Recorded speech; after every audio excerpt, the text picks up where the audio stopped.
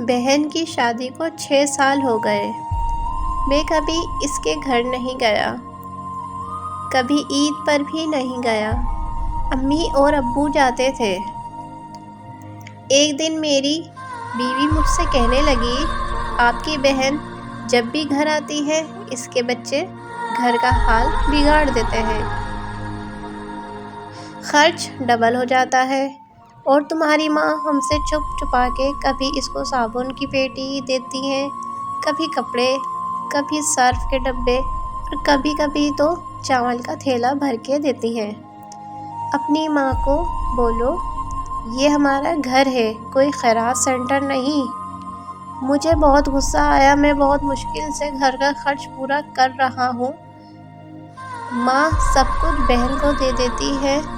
ایک دن بہن گھر آئی ہوئی تھی، اس کے بیٹے نے ٹی وی کا ریموٹ توڑ دیا۔ میں ماں سے غصے میں کہہ رہا تھا، بہن کو بولو عید پہ گھر آیا کرے بس، اور یہ جو آپ صابن، سرف، چاول کا تھیلا بھر کے دیتی ہیں ان سب کو بند کرے۔ ماں چپ رہی، لیکن بہن نے ساری باتیں سن لی تھیں۔ بہن کچھ نہ بولی۔ 4 بج رہے تھے۔ اپنے بچوں کو تیار کیا اور کہنے لگی، بھائی مجھے بس اسٹاپ تک چھوڑاؤ۔ میں نے جھوٹے منہ کہا، اور رہ لیتی کچھ دن۔ وہ مسکرائی، کہنے لگی، نہیں بھائی، بچوں کی چھٹیاں ختم ہونے والی ہیں۔ اور پھر جب ہم دونوں بھائیوں میں زمین کا بٹوارا ہو رہا تھا تو میں نے صاف انکار کیا، بھائی میں اپنی زمین سے بہن کو حصہ نہیں دوں گا۔ بہن سامنے بیٹھی تھی، وہ خاموش تھی، کچھ نہ بولی۔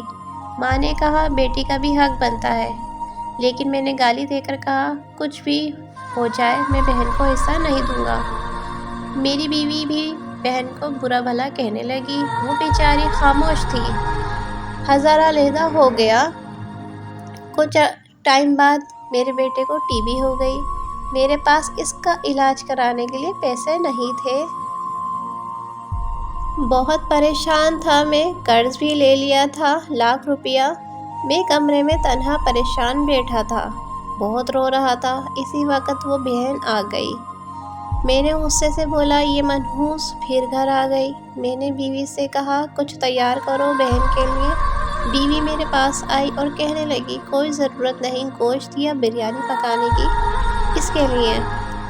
پھر 1 گھنٹے بعد وہ میرے پاس آئی اور کہنے لگی، بھائی پریشان ہو؟ بہن نے میرے سر پہ ہاتھ پھیرا اور کہنے لگی، بڑی بہن ہوں تو میری گود میں کھیلے ہو، اب دیکھو میرے سے بھی بڑے لگتے ہو۔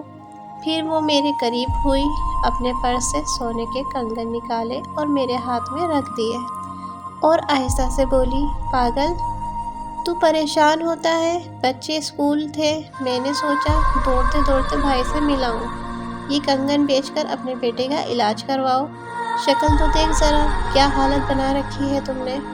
میں خاموش تھا، بہن کی طرف دیکھے جا رہا تھا۔ وہ آہستہ سے بولی، کسی کو نہ بتانا کنگن کے بارے میں تم کو، میری قسم ہے۔ میرے ماتھے پہ بوسہ کیا اور 1000 روپیہ میرے کو دے دیا، جو 150 کے نوٹ تھے، شاید اس کی جمع پوچھی تھی۔ میری جیب میں ڈال کر بولی، بچوں کو گوشت لا دینا، پریشان نہ ہوا کر۔ جلدی سے اس نے اپنا ہاتھ میرے سر پہ رکھا تو دیکھا کہ میرے سر کے بال سفید ہو گئے۔ وہ جلدی سے گھر جانے لگی۔ میں نے دیکھا اس نے پیروں میں وہی پرانی جوتی اور سر پہ وہی پرانا دوپٹہ تھا جو ہر بار وہ پہن کر آتی تھی۔ بہن کی اس محبت میں مر گیا تھا۔ ہم بھائی کتنے مطلب پرست ہوتے ہیں، بہنوں کو پل بھر میں بیگانہ کر دیتے ہیں، اور بہنیں بھائیوں کا ذرا سا دکھ برداشت نہیں کر سکتی۔ میں ہاتھ میں کنگن پکڑے زور زور سے رو رہا تھا، اس کے ساتھ میری آنکھیں بھی نم تھیں۔ نہ جانے اپنے گھر میں کتنے دکھ سے رہ رہی ہوتی ہیں۔ کچھ لمحے بہنوں کے پاس بیٹھ کر حال پوچھ لیا کریں، شاید کہ ان کے چہرے پر کچھ لمحوں کے لیے ایک سکون آ جائے۔ بہنیں ماں کا روپ ہوتی ہیں۔ امید کرتی ہوں آپ کو آج کی میری یہ کہانی اچھی لگی ہوگی۔ اگر اچھی لگی ہو تو ویڈیو کو لائک کریں اور چینل کو سبسکرائب کریں اور زیادہ سے زیادہ آگے شیئر کریں۔ آپ سب کا بہت بہت شکریہ۔ اللہ حافظ۔